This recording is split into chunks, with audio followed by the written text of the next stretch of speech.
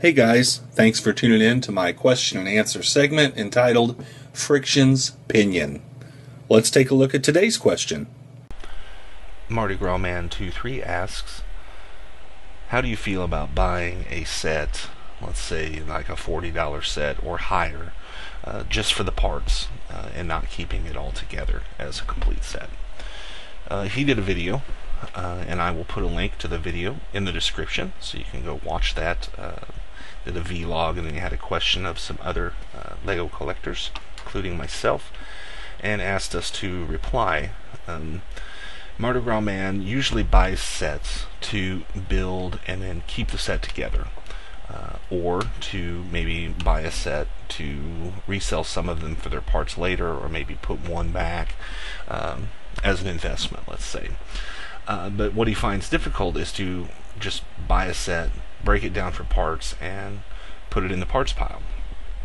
And he kind of wanted to see how other people approached that and what their reasonings were on that, and then how they went about doing that process. So myself kind of touched on this before in a video or two, but when I go to buy a set, I am generally looking for something specific.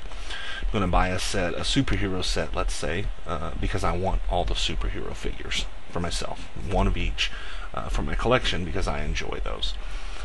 So I will take the superheroes out, and then I'll take all the parts, and I'll do one of two things with those. I'll put all the parts in its own bag, and then put the bag in a big bin, and label it with the set number, with the instructions, the stickers, everything else, extra pieces, all of it. And then after a while, when that bin gets full, and it's a fairly large bin, it's right here in front of me.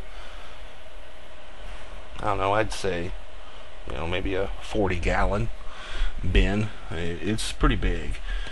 And what I'll do is leave that there until it gets full, and then I'll take all the bags out, and I will start sorting them by pieces or colors or whatever, until I can finally break them down into the final way that I have my collection of parts, and just mix them all together. The other reason I buy sets is for specific parts. I will want, let's say, they come out with a new element and something that I think I might like. I've got a specific purpose in mind for it, so I'll buy a bunch of sets to get a group of those, so that I can use them in something I'm planning to make. I'll also just buy sets that have interesting parts in them that I think I will probably use later. Maybe don't have anything specific in mind, but I have no problems with buying 3 or 4 sets just for some specific parts that I will probably use later. I do buy a few sets that I intend to build and keep together, but for me it's all about having the pieces. That is probably the biggest thing that I enjoy about Lego, is building my own stuff. So I don't really have a problem. Like for instance, in my closet I have been a spaceship built, I have the Market Street built, and Monster House built, the haunted house, all built, sitting on a shelf in the closet, just gathering dust. Because it was something that I did build, and I was trying to decide, do I want to keep it together, do I want to put it in the parts pile. I kept Benny Spaceship because I just want to keep that. It's got a lot of parts. I don't want to have to go digging through millions of parts scattered everywhere, in the very odd way that I sort things, if I decide I want to build that again later. So I keep that one by itself. And actually it's not really gathering dust, but it is together. The haunted house I kept together because it has a lot of sand green in it. I decided to keep that together. Also the green grocer, which is still in my city. It's probably something I wouldn't take apart again for the colors, for the pieces, just because I wouldn't want to dig those out and use them in something else, because they're hard to come by if I decide I want to replace it later. If I have 3 of the museum break-ins, there's nothing real super special in there that's going to cost me a lot of money if I decide to go dig all the parts out 3 years from now to build that set. I can just go buy some of the parts if I can't find them, or if I'm using them in something else. The green grocer would be a little different. If I used that in a MOC, I probably would not go out and buy those 1x8s in lime or sand green again, because they are very expensive, at least right now, unless they make a bunch more things with those in another set in the future between now and then. But so there's a few various reasons why I keep a few things together, but for me mainly it's breaking them down and putting them in the parts pile so I can use them to build something later.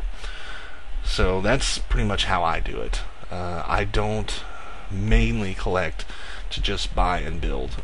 So if I buy a $100 set, it doesn't bother me one bit just to break it down and put the parts in with all the rest of them, just mix them all up. That doesn't bother me at all. And I think it really comes from what you enjoy. There's people that like to buy a set, build it, and then display it, and so they don't really put a lot of parts into their, let's say, parts pile, so they can build something of their own. They enjoy building the sets that Lego releases and putting them on display. And if that's the way that you like to collect, then that's great, because you can buy just regular mixed parts in a variety of other places. I mean, you can get them from garage sales, you can get them from eBay, you can get them from Craigslist, you can get them from many different places, and you can generally get them at a lot cheaper price. They require some cleaning, and there's some things you got to look out for, obviously. But if you just wanted to buy box sets to build and then display, and then, hey, I want to have some Lego around for the kids or the grandkids, or for me just to tinker with, that would probably be a better way to go about it, is to buy some bulk used Lego, from another, avenue to just kind of have around. And if you get a set now and then on sale, and you want to throw it in there with the rest of your stuff, that's great. I don't think there's any wrong way to enjoy Lego. I think it's just something that people have different ways to do it. And my personal preference is a majority of my stuff goes in the parts pile.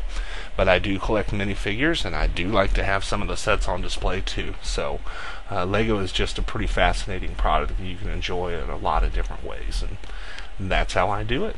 So thank you, Mardi Gras Man 23, for your question.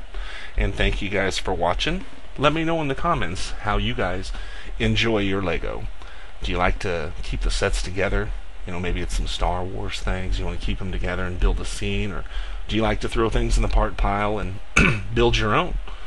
Or do you keep it in the box and keep it in the closet because you want to see, maybe later it's going to be worth something, and you can use it as an investment. So let me know how you guys collect Lego. Thanks for watching, guys, and we'll see you next time.